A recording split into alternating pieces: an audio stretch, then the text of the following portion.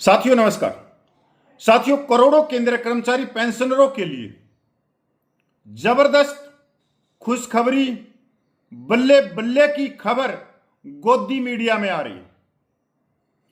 मेरा यह वीडियो देश भर के सरकारी कर्मचारी पेंशनरों को देखना चाहिए, क्योंकि जो बात मैं आप लोगों के सामने लेके आया हूं वो बात मेरी नहीं है। वो बात केंद्र सरकार के करोड़ों केंद्रीय कर्मचारी पेंशनर, साथ ही साथ राज्य सरकारों के कर्मचारी पेंशनरों के वित्त की बात है। वित्त मतलब जेब से जुड़ी हुई बात है, और जेब में क्या आता है? पैसे। तो जो मीडिया में दावा किया जा रहा है कि वित्त मंत्रालय का लेटर निकल गया, 1 जनवरी 2026 से एरियर का भुगतान होगा। अब यह खबर में कोई पीछे नहीं रहा, चाहे वो गोदी मीडिया हो, चाहे यूट्यूबर हो, चाहे नेशनल मीडिया हो, चाहे अखबारों वाले हो, सब ने इस खबर को प्रमुखता से आगे किया है। अब मेरे पास में जैसे ये खबर सोशल मीडिया पे बड़े लेवल पे आ रही है, तो मेरे पास में हजारों मैसेज आ रहे हैं, मेरे पास में कॉल आ रही हैं। यहां तक आप मेरा परसों का एक वीडियो यूट्यूब पे देखोगे, उसके कमेंट सेक्शन में जाके देखोगे, तो वहां भी कर्मचारी और पेंशनरों ने पूछ रखा है कि सर कितना एरियर मिल जाएगा 1 जनवरी 2026 से। कोई कह रहा है कि 3 लाख से ऊपर मिल जाएगा, तो एक ने कह रखा है कि सर अगर इस हिसाब से देखा जाए तो 7 लाख से ऊपर का एरियर मिल जाएगा। साथियों, मेरे को नहीं मालूम कि इन भाइयों ने कहां से इसको कैलकुलेट किया है, इनके पास में कौन से ऐसे कागजात आए हैं जिनसे ये एरियर का हिसाब लगा के कमेंट कर रहे हैं। साथियों, सच्चाई क्या है? क्या कुछ मिलने वाला भी है या नहीं मिलने वाला है, या जो सोशल मीडिया में, गोदी मीडिया में चल रहा है, अलग अलग आंकड़ों के द्वारा चल रहा है, न्यूज़पेपरों में चल रहा है। कोई कह रहा है कि 2.86 का फिटमेंट फैक्टर मिलेगा, अलाउंस चौगुने हो जाएंगे, तो कोई कह रहा है 3.86 का फिटमेंट फैक्टर मिलेगा, तो उससे भी बढ़कर एक संगठन ने मांग रख दी 4.0 की। तो आखिर सच्चाई क्या है? हर एक कर्मचारी, हर एक पेंशनर ये जानना चाहता है। सबसे बड़ी बात यह है, अगर कोई कर्मचारी वित्त मंत्रालय में भी काम कर रहा है या 8वां वेतन आयोग में भी काम कर रहा है, तो वो भी इन वीडियो को देख रहा है, गोदी मीडिया के वीडियो को, खबरों को देख रहा है, और वो उसको हंसी आ रही होगी कि वाकई में इस देश में कुछ भी चलाया जा सकता है। साथियों, 4 नवंबर 2025 को 8वें वेतन आयोग का कमीशन बना और वो अपना काम चल रहा है। क्या आपको मालूम है कि 4 नवंबर से आज 5 जुलाई 2026 होगी, तो कितने महीने हो गए? तकरीबन 8 महीने। और कमीशन को समय मिला है 18 महीने के अंदर रिपोर्ट सबमिट करने का। तो ये खबरें आ कैसे रही हैं? अगर हम देखें तो आयोग ने अभी तक कितना काम कर लिया। साथियों, अभी तो उन्होंने कुछ राज्यों का अंदर दौरा किया है। अभी पिछले दिनों तो उनका जो पोर्टल है वो बंद हुआ है, जहां से सुझाव मांगे जा रहे थे। लाखों सुझाव आए होंगे, अभी तक तो आयोग ने वो सुझाव ही नहीं पढ़े होंगे। तो रिपोर्ट कब आएगी, कब फिटमेंट फैक्टर तय होगा, कब एरियर मिलेगा, उससे पहले एक चीज देखने की है कि जेब में कितना पैसा है। आप गांव से शहर में जाते हो तो आप पूरे शहर को थोड़ी खरीद सकते हो कि ये सामान भी ले लिया, वो सामान भी ले लिया। पहले आप अपनी जेब का वजन देखते हो कि मेरी जेब में कितना वजन है। तो इसी तरह से आज देश की जीडीपी क्या है? आज देश की जीडीपी पे क्या प्रभाव पड़ा है, महंगाई कहां गई हुई है, पेट्रोल डीजल गैस बिजली का रेट क्या है, सब्जी दालें आटा चावल का रेट क्या चल रहा है, बच्चों की स्कूलों की फीस कहां पहुंच गई। साथियों, जेब में जितना पैसा होगा तभी तो देंगे। अगर हम 80 सालों को देखें देश के, तो आपको याद आ जाएगा, अगर बुद्धि पे जोर दोगे तो,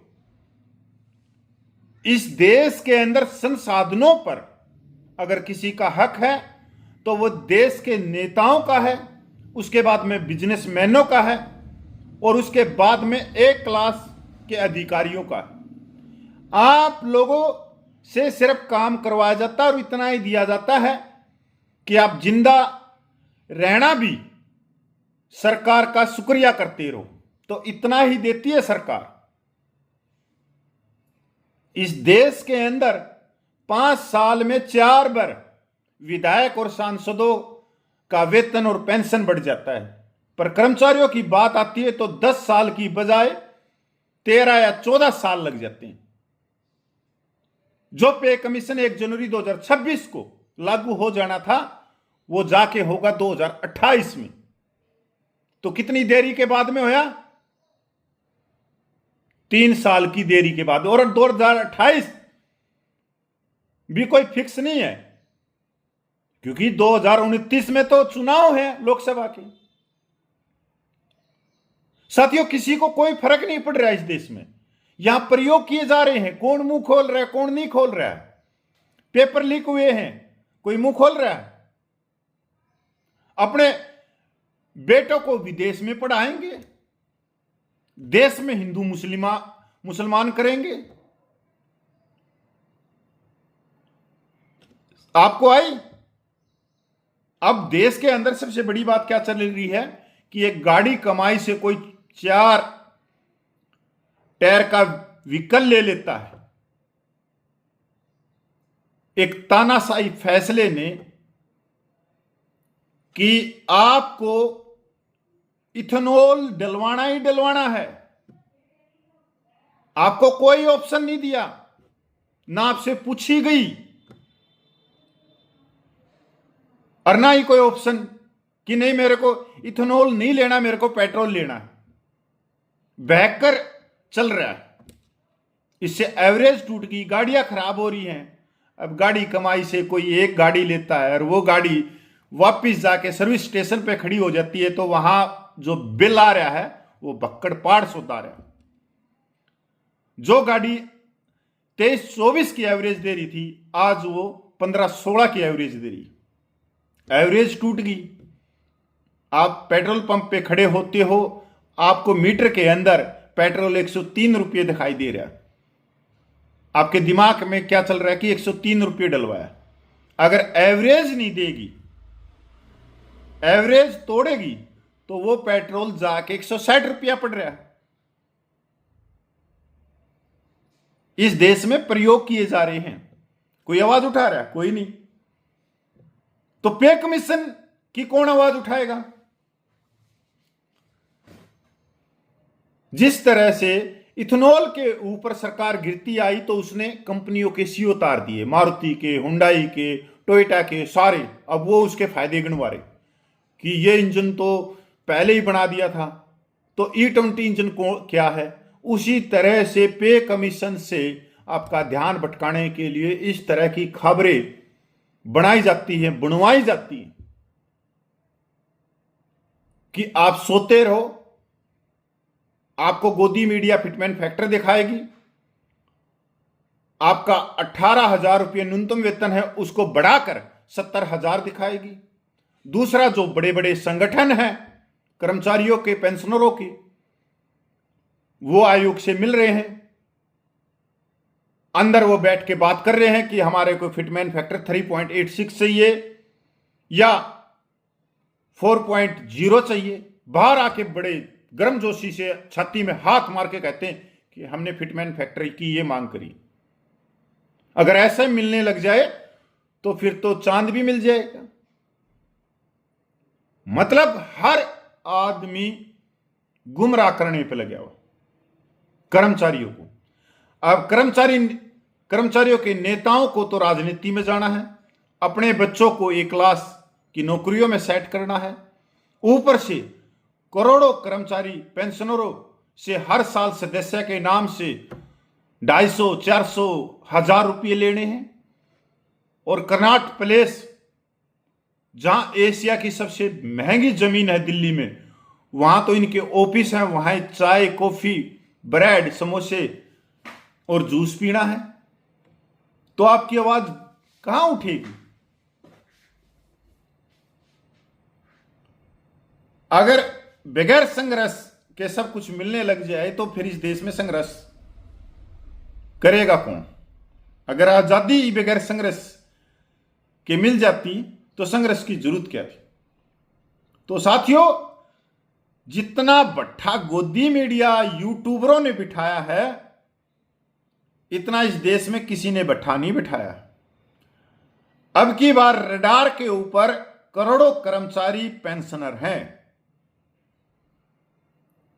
क्योंकि अब उनको सपनों के गुब्बारे पे उड़ाया जा रहा है। पर जिस दिन रिपोर्ट आएगी वो गुब्बारा फूटेगा भी, और ऊपर से धड़ाम से नीचे गिरोगे, और गिरने के बाद में हड्डी पसली भी टूटेंगी।